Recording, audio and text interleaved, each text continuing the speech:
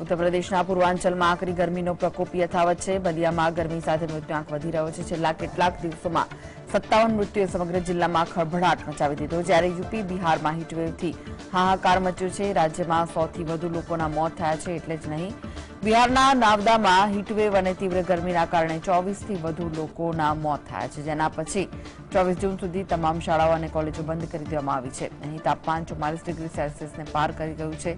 બિહારમાં આગામી 2 દિવસ સુધી તીવ્ર ગરમીની ચેતવણી અને ત્યારબાદ રાહત મળવાની સંભાવના છે। આ સાથે સોમવારે પશ્ચિમ મધ્યપ્રદેશમાં ભારે વરસાદનું અનુમાન છે।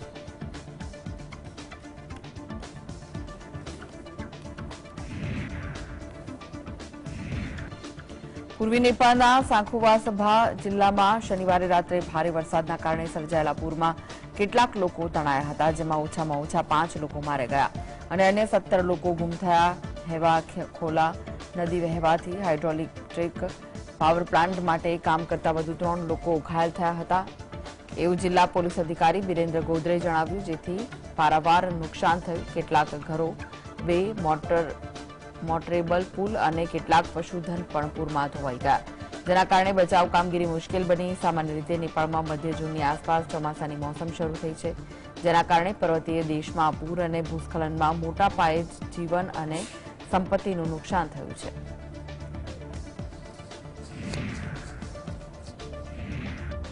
આગામી દિવસોમાં દેશના મોટાભાગના રાજ્યોમાં ગરમીથી રાહત મળશે। આગામી 2 દિવસમાં દિલ્હી, એનસીઆર સહિત બિહાર, ઝારખંડ, પશ્ચિમ બંગાળ જેવા રાજ્યોમાં દક્ષિણ પશ્ચિમ ચોમાસાના આગમન માટે સ્થિતિ અનુકૂળ છે। મતલબ કે આગામી 2 દિવસમાં આ રાજ્યોને ગરમીથી રાહત મળી શકે છે। આઈએમડીએ રાષ્ટ્રીય રાજધાનીમાં વાદળછાયું આકાશ સાથે હળવા વરસાદની આગાહી કરી છે।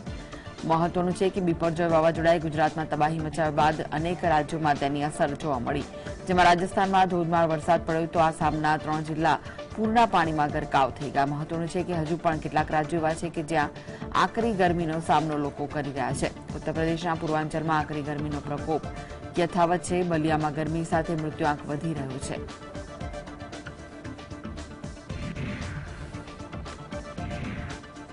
રાજસ્થાનના અજમેરાજમાં ઉમેશ પાલ હત્યા કેસના આરોપી શુટુર ગુટ્ટુ મુસ્લિમના સાવકા પુત્ર આબિદની પોલીસે ધરપકડ કરી। તેની પાસેથી 6 બોમ્બ પણ મળી આવ્યા।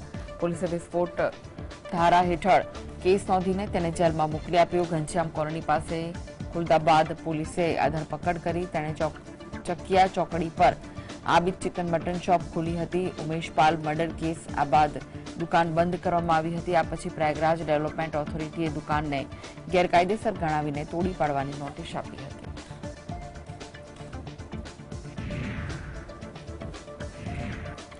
All India Majlis-e Ittehadul મુસ્લિમીનના chief Asaduddin ઓવૈસીએ લોકસભાની ચૂંટણીની તૈયારીઓ શરૂ કરી છે।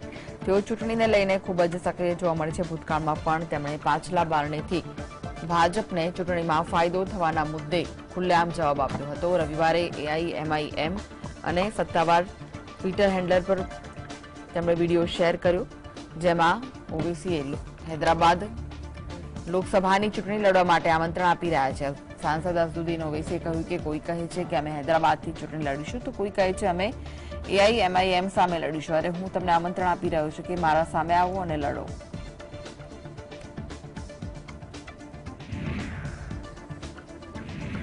ઉદ્ધવ ઠાકરે રવિવારે કેન્દ્ર અને રાજ્ય સરકાર પર આકરા પ્રહારો કર્યા। ઠાકરેએ કહ્યું કે 23 જૂને બિહારના પટનામાં યોજાનારી વિપક્ષી દળની પાર્ટીમાં હાજરી આપવાની જાહેરાત કરી છે। સાથે તેમણે આડકતરી રીતે ભાજપ પર પ્રહાર કરતા કહ્યું કે આગામી સમયમાં ચૂંટણી થવાની છે।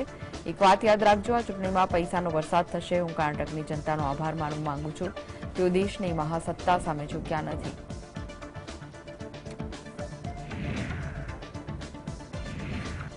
કેન્દ્રીય મંત્રી અમિત શાહ રવિવારે પંજાબની મુલાકાતે પહોંચ્યા। તેમણે જાહેર સભાને સંબોધન કરતા કહ્યું કે આ વર્ષે દેશનો ઇતિહાસ લખવાનો સમય છે। ભારત જે રીતે સમગ્ર વિશ્વમાં એક એન્જિન તરીકે આગળ વધી રહ્યું છે, જેનો સમગ્ર શ્રેય પીએમ મોદીને આપવામાં આવે તો ખોટું નથી, કારણ કે વડાપ્રધાન મોદીએ છેલ્લા 9 વર્ષમાં 60 કરોડ લોકોને આશાભરી જિંદગી આપી છે। આપ પાર્ટી પર પ્રહાર કરતા કહ્યું કે મેં મારી આખી જિંદગીમાં આમ આદમી પાર્ટીની જેમ ખાલી વચનો આપતા સરકાર જોઈ નથી। પંજાબના મુખ્યમંત્રી ભગવંત માન માત્ર અરવિંદ કેજરીવાલને દેશનો પ્રવાસ કરાવે છે। मद्रास जाना है तो विमान लेकर दिल्ली जाना, उनको लेकर चेन्नई चले जाना। कलकत्ता जाना है तो विमान लेकर दिल्ली जाना, विमान में बिठाकर कलकत्ते पहुंचाना। देश भर का केजरीवाल का दौरा पंजाब के मुख्यमंत्री कराते हैं। मुझे तो कई बार मालूम ही नहीं पड़ता ये मुख्यमंत्री साहब है या पायलट है, इसका अंतर ही मालूम नहीं पड़ता। ભાજપ સરકારની ઉપલબ્ધિ વિશે વાત કરતા કેન્દ્રીય ગૃહમંત્રી અમિત શાહે કહ્યું કે છેલ્લા 9 વર્ષના ઇતિહાસને સુવર્ણ અક્ષરમાં લખવામાં આવશે। વિશ્વમાં ભારતની ઓળખ ગ્રોથ એન્જિનના રૂપમાં થાય છે। પીએમ મોદીએ 9 વર્ષમાં ગરીબ કલ્યાણના હેતુથી 60 કરોડ ગરીબોના જીવનમાં આશા ઉત્પન્ન કરી। દરેક ગરીબને ઘર મળે, તેમને નળથી જળ, શૌચાલય, વીજળીની સુવિધા હોય મળે એ હેતુથી મોદી સરકાર કામ કરી રહી છે। સરકાર દરેક ગરીબ વ્યક્તિને દર મહિને 5 કિલો અનાજ ઉપલબ્ધ કરાવે છે। साल में नरेंद्र मोदी सरकार ने 7 आईआईटी बनाए, 7 आईआईएम बनाए, 15 नए एम्स बनाए और 390 से ज्यादा यूनिवर्सिटी बनाने का काम किया। लगभग 700 मेडिकल कॉलेज अब तक बन चुके हैं। આસામના શિવસાગરમાં ભાજપના રાષ્ટ્રીય અધ્યક્ષ જેપી નડ્ડાએ કોંગ્રેસ પર આકરા પ્રહાર કર્યા। 2024માં લોકસભા ચૂંટણી આવી રહી છે ત્યારે ભાજપ પ્રચાર મોડમાં આવી ગઈ છે અને મુખ્ય વિરોધ પક્ષ કોંગ્રેસ પર સતત પ્રહારો કરી રહી છે। જેપી નડ્ડાએ શિવસાગરમાં જણાવ્યું કે કોંગ્રેસના નેતાઓ અભણ જેવા હોય છે, તેઓ ફુગાવા બાબતે સતત વાતો કરતા હોય છે। તેમણે હંમેશા યાદ રાખવું જોઈએ કે ભારત સૌથી ઝડપથી વિકસતી અર્થવ્યવસ્થા છે। ભારતનો જીડીપી વિકાસ દર 8.7% છે।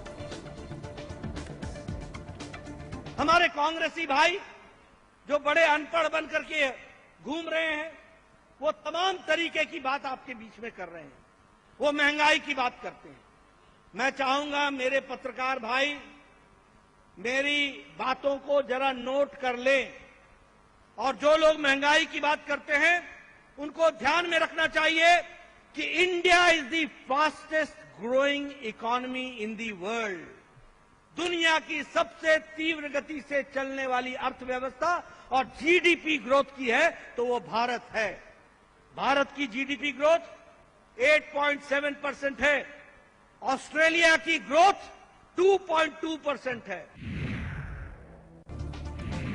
કેન્દ્રીય સંરક્ષણ મંત્રી રાજનાથસિંહે લખનૌમાં એક કાર્યક્રમમાં જણાવ્યું કે જે દિવસે આ દેશના રાજનેતા ના પાડતા અને અમલદાર હા પાડતા શીખી જશે ત્યારે આ દેશનું કલ્યાણ થઈ જશે।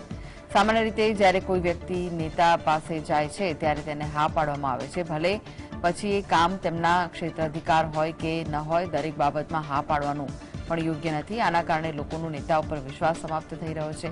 ભારતની રાજનીતિમાં વિશ્વસનીયતા કમી જોવા મળી છે। इस देश का नेता जिस दिन इस देश का पॉलिटिशियन न कहना और इस देश की ब्यूरोक्रेसी हाँ कहना सीख जाएगी, उस दिन इस देश का कल्याण हो जाएगा। आप देखते होंगे कि सामान्य नेताओं के पास कोई भी आता है तो यही बोल उठते हाँ हाँ ठीक है, हम निश्चित रूप से काम करवा देंगे, हो या न करवा देंगे, चाहे वह काम उनके क्षेत्राधिकार में हो अथवा न हो, लेकिन आश्वासन दे देंगे। भारत की राजनीति में क्राइसिस ऑफ क्रेडिबिलिटी, विश्वसनीयता का संकट पैदा हो रहा है। પશ્ચિમ બંગાળમાં પંચાયતની ચૂંટણી માટે નામાંકન ફોર્મ ભરવાની પ્રક્રિયા શરૂ થઈ ગઈ છે ત્યારે પ્રદેશમાં થતી હિંસાની ઘટના વિશે વાત કરતા ભાજપના નેતા શહેજાદ પૂનાવાલાએ જણાવ્યું કે આ ખૂબ જ દુર્ભાગ્યપૂર્ણ છે કે પશ્ચિમ બંગાળ જે એક વખત ટાગોર સંગીત અને ટાગોર ગીતા માટે જાણીતું છે એ હવે બોમ્બ ધડાકા માટે ઓળખાય છે। પશ્ચિમ બંગાળમાં કાયદો અને વ્યવસ્થાની સ્થિતિ વધુ બગડી છે। તૃણમૂળ કોંગ્રેસ સરકારના શાસનમાં રાજકીય હિંસા થાય છે। It is the most unfortunate development that the land of West Bengal, known for Tagore Sangeet and Tagore Geet, is now being identified with bomb dhamaka. Ma Mati Manush has transmutated into bum, balti and blast. Bags of bombs are discovered every now and then. The law and order situation in West Bengal has gone from bad to kind of institutionalization of political violence has become the feature of the TMC government. સમાજવાદી પાર્ટીના નેતા અખિલેશ યાદવે જણાવ્યું કે ભાજપની સરકારમાં પછાત, દલિત, લઘુમતી, મુસ્લિમ ભાઈઓ સૌથી વધુ હેરાન થઈ રહ્યા છે। ભાજપ છેલ્લા 2014થી દેશમાં સરકાર બનાવે છે, પરંતુ 2024માં ભાજપને સાથે મળીને વિપક્ષ પાર્ટી હરાવશે।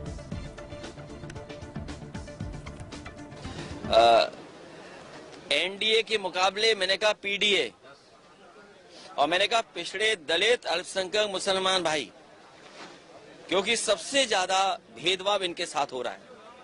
मैंने किसी को एक्सक्लूड नहीं किया है, सबको शामिल करते हुए कहा, और कहा कि 80 हराओ, भाजपा हटाओ, क्योंकि उत्तर प्रदेश में 2014 से ही जीत रहे हैं, तो 24 में इनका जाना तय है, क्योंकि इनके पास महंगाई का सवाल जवाब नहीं है।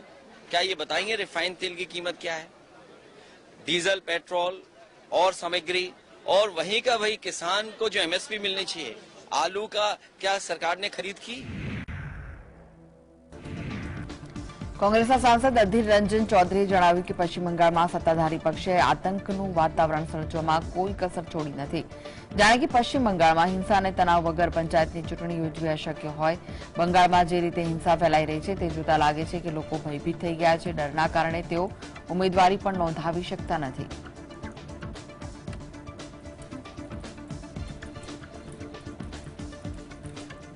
दहशतगर्द के माहौल पैदा करने की कोई कसर नहीं छोड़ा जाता। बिना दहशतगर्द, बिना तनाव, बिना हिंसा बंगाल में पंचायत चुनाव ये नामुमकिन है, ये असंभव है। चाहे जो भी भरोसा बंगाल के सत्तारूढ़ पार्टी दे और खुद मुख्यमंत्री दे, इसका कोई मूल्य से कोई अहमियत आप लोगों की पास नहीं है। लोग डरे हुए हैं। आप जाइए हमारे दफ्तर में भी जो उम्मीदवारों ने नामांकन दर्ज किए घर में नहीं रह सकते। કેન્દ્રીય મંત્રી મીનાક્ષી લેખીએ પશ્ચિમ બંગાળની હિંસા મુદ્દે વાત કરતા કહ્યું કે પશ્ચિમ બંગાળ હાલમાં જે પરિસ્થિતિ સર્જાઈ છે તેના પરથી લાગે છે કે અહીં લોકોનો અવાજ દબાવી દેવામાં આવ્યો છે। અહીં કોર્ટના આદેશનું સન્માન કરવામાં આવતું નથી। બંગાળમાં કેટલાક તત્વો અરાજકતા ફેલાવી રહ્યા છે। તેઓ સતત અહીં હુમલો ઈચ્છી રહ્યા છે। તેઓ પોતાની ઈચ્છા પ્રમાણે દેશ ચલાવવા માંગે છે। बीजेपी के नेताओं पर अटैक नहीं हो रहा, वहां की जनता की आवाज नहीं सुनाई दी जा रही, और वहां पर जो कोर्ट कचहरी के ऑर्डर्स हैं उनका जो है मान सम्मान नहीं रखा जा रहा, उनको क्रियान्वित नहीं होने दिया जा रहा। तो जो सिचुएशन वेस्ट बंगाल में पैदा की जा रही है वो बिल्कुल अराजक तत्व है जो देश दुनिया को अपने तरीके से चलाना चाहते हैं। और यहाँ तक कि मामूली सी बात कि अगर कोई जय श्री राम बोल दे तो आपको जेल हो सकती है और आपको मारपीट आपके साथ किया जा सकती है, यहाँ तक कि हत्या हो सकती है। કોંગ્રેસના પૂર્વ અધ્યક્ષ રાહુલ ગાંધીએ દાવો કર્યો છે કે જાહેર ક્ષેત્રની એકમોમાંથી 2 લાખથી વધુ નોકરીઓને નાબૂદ કરવામાં આવી છે। તેમણે આરોપ લગાવ્યો કે કેટલાક મૂડીવાદી લોકોને લાભ પહોંચાડવા માટે સરકારે લાખો યુવાનોની આશાને કચડી નાખી। જાહેર ક્ષેત્રના એકમો એક સમયે ભારતનું ગર્વ હતા અને એક સમયે લોકો તેમાં રોજગારી મેળવવા માંગતા હતા, પરંતુ હવે આ સરકારની પ્રાથમિકતા નથી। ભાજપ સરકાર પર આકરા પ્રહાર કરતા રાહુલ ગાંધીએ જણાવ્યું કે જે લોકો વર્ષમાં 2 કરોડ નોકરી આપવાના ખોટા વાયદા કર્યા હતા તેઓ નોકરીઓ વધારવાની જગ્યાએ 2 લાખ નોકરીઓ નાબૂદ કરી છે। કોન્ટ્રાક્ટ પર નોકરી આપવાના કેસમાં પણ વધારો થયો છે।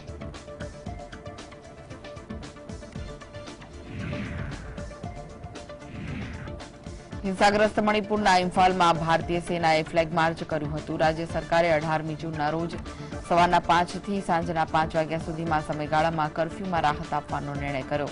જિલ્લા કલેક્ટરે પરિપત્ર જારી કરી પૂર્વી ઇમ્ફાલના કેટલાક વિસ્તારોમાં કર્ફ્યુમાં રાહત આપી છે। સમયગાળા દરમિયાન લોકો જીવન જરૂરિયાતની વસ્તુઓની ખરીદી શકશે। 3 મેના રોજ હિંસા થતાં મણિપુરમાં ધારા 144 લાગુ કરવામાં આવી હતી। મણિપુરમાં થયેલી હિંસામાં કુલ 100 થી વધુ લોકોના મોત થયા છે। આ સાથે જ મણિપુરની સરકારે ઇન્ટરનેટ સેવા પર પ્રતિબંધ 20મી જૂન સુધી લંબાવ્યો છે।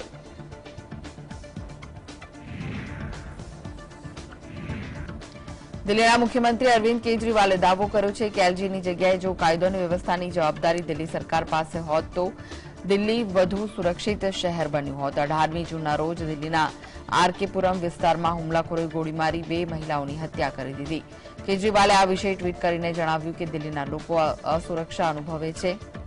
જે લોકો પાસે દિલ્હીની કાયદો અને વ્યવસ્થાની જવાબદારી છે તેઓ દિલ્હીને સલામત રાખવાની જગ્યાએ દિલ્હી સરકારને પાછળ રાખવા માટે ષડયંત્ર રચે છે। આ પહેલા પણ કેજરીવાલ સરકારે રાજધાનીમાં કાયદો અને વ્યવસ્થાની સ્થિતિ વિશે દિલ્હીના એલજીની ઝાટકણી કાઢી હતી।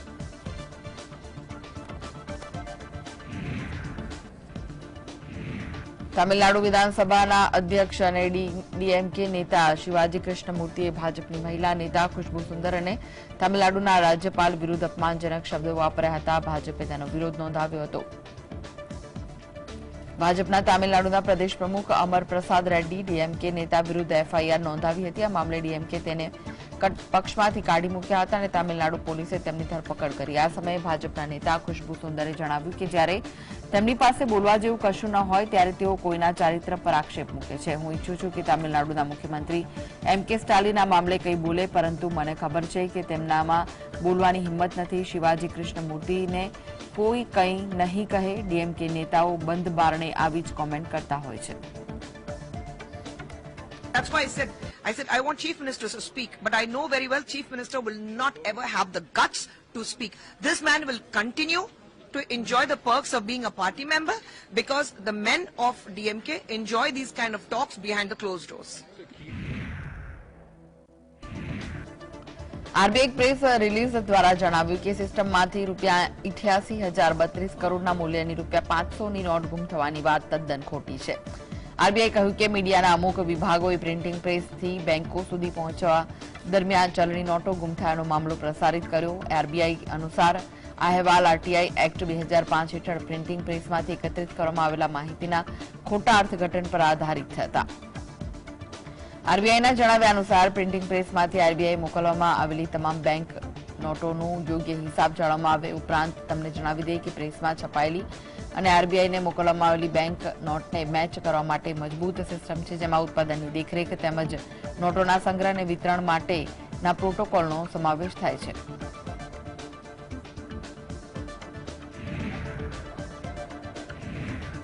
આરબીઆઈના નવા જાહેરનામા અનુસાર બેંકો હવે બિલકુલ ડિફોલ્ટર સાથે કોમ્પ્રોમાઇઝ સેટલમેન્ટ કરી શકશે. બિલકુલ ડિફોલ્ટર પાસેથી ₹3,46,479 કરોડ રૂપિયા વસૂલવાના બાકી છે. બેંકોએ ડિસેમ્બર 2022માં 16,000 બિલકુલ ડિફોલ્ટરોને જાહેર કર્યા હતા. એવા લોન ધારકો છે જેમની પાસે પૈસા ચૂકવવાની ક્ષમતા હોવા છતાં તેઓ લોનની ચૂકવણી કરતા નથી. જો કે હવે આ લોન ધારકો લોનદાતા પાસે જઈને કોમ્પ્રોમાઇઝ સેટલમેન્ટ કરી શકશે. આ અગાઉ 7 જૂન 2019ના રોજ આરબીઆઈએ સ્પષ્ટ કર્યું છે કે છેતરપિંડી, ગુનાખોરી કે જાણી જોઈને ચૂક કરનારા લોન ધારકો સાથે સમાધાન નહીં કરવામાં આવે, પરંતુ હવે આરબીઆઈ સમાધાન કરવા સહમત થઈ છે.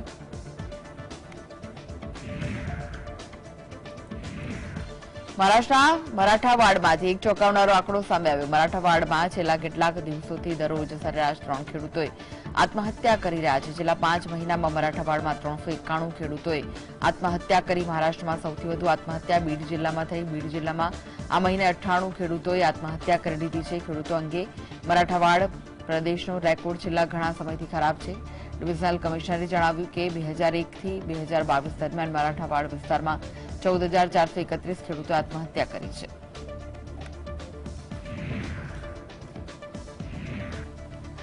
આદિપુરુષના સોશિયલ મીડિયા પર આકરી ટીકા બાદ ફિલ્મ 200 કરોડ ક્લબમાં પહોંચી ગઈ.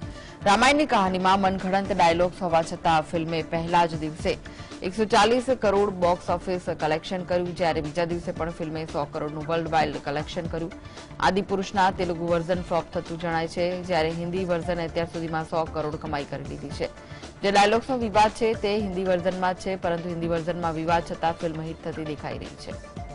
આચાર્યના લગ્નની વિધિઓ કરી રહ્યા હોવાની ફોટો સામે આવી છે. લગ્નનું ફંક્શન મુંબઈની તાજ લેન્ડ એન્ડ હોટલમાં યોજાયું. કરણ અને દિશાના લગ્ન આર્ય સમાજ પદ્ધતિથી અગ્નિની સામે 7 ફેરા સાથે ફર્યા. શોભાયાત્રાના કેટલાક વિડીયો સામે આવ્યા જે સોશિયલ મીડિયા પર વાયરલ થઈ રહ્યા છે. વિડીયોમાં સની દેઓલ પુત્રનો હાથ પકડીને ચાલતો જોવા મળ્યો છે. અન્ય એક વિડીયોમાં કરણ દેઓલ માતા સનીના રાનીના મંદિરના દર્શન કર્યા બાદ ઘોડી પર બેઠેલો જોવા મળ્યો. કરણ દેઓલ ક્રીમ કલરની શેરવાની અને પાઘડીમાં, જ્યારે દાદા ધર્મેન્દ્ર લાલ પાઘડી અને બ્રાઉન સૂટ પહેરેલા જોવા મળ્યા હતા. તો કાકા બોબી દેઓલ, અભય દેઓલ ઉપરાંત દાદા ધર્મેન્દ્ર અને પરિવારના અન્ય સભ્યો પણ જોવા મળ્યા.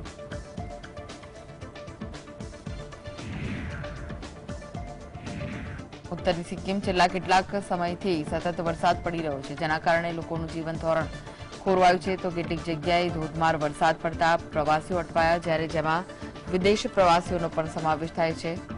ભારતીય સેના દ્વારા કેટલાક લોકોને બચાવી લેવામાં આવ્યા હતા. ભારતીય સેના દ્વારા 300થી વધારે લોકોને સુરક્ષિત સ્થળ પર ખસેડવામાં આવ્યા. રવિવારના રોજ પણ ભારતીય સેનાએ અનેક પ્રવાસીઓને પહાડી વિસ્તારમાંથી સુરક્ષિત સ્થળ પર ખસેડ્યા હતા.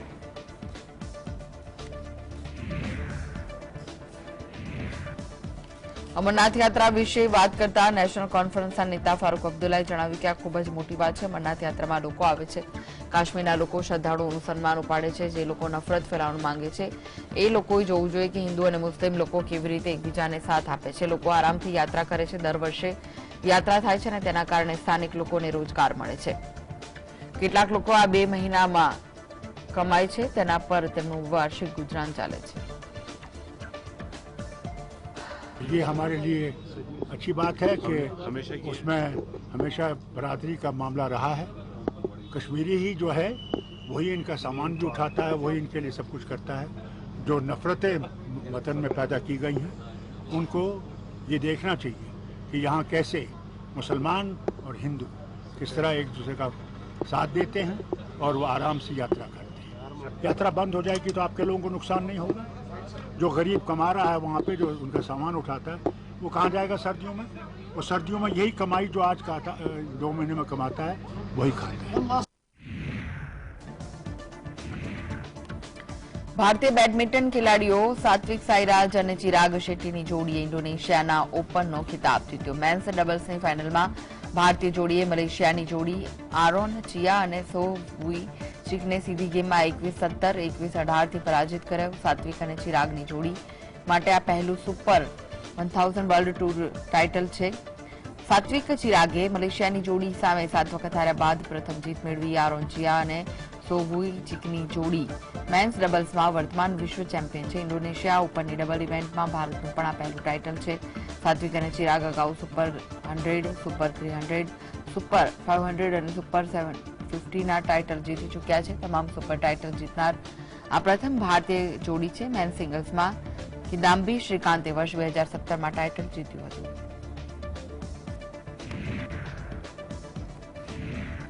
પાકિસ્તાન મુસ્લિમ લીગ નવાઝની ઉપાધ્યક્ષ મરિયમ નવાઝે જણાવ્યું કે આગામી ચૂંટણીમાં તેમની પાર્ટીની જીત થશે. એવી પણ ચર્ચા ચાલી રહી છે કે ચૂંટણી પ્રચાર માટે PMLN સુપ્રીમો નવાઝ શરીફ લંડનથી પાકિસ્તાન પરત આવી શકે છે.